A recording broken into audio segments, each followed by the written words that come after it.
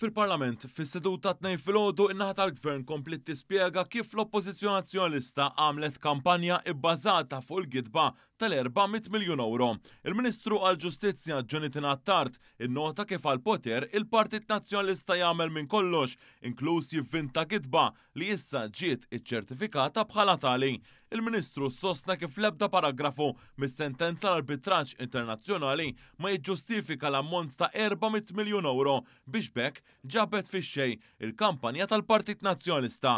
Intqal li pajjiżna kellu diviża b'saħħitha kemm b'avukati lokali u anke internazzjonali. Hawn semma kif Stewart Healthcare talbet kumpens iżda bid-difiża ta' pajjiżna l-arbitraġġ internazzjonali ċaħat din it-talba.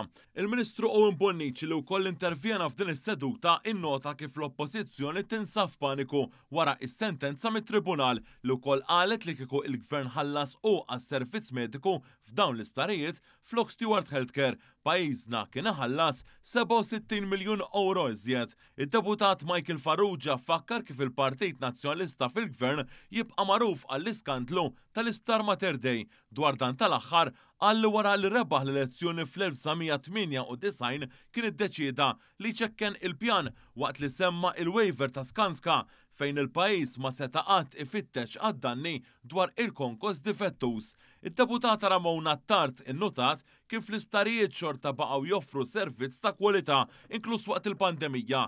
Staqsiet jekk mill-2013 il hawn is-servizz tas-saħħa f'pajjiżna tjibx jew le.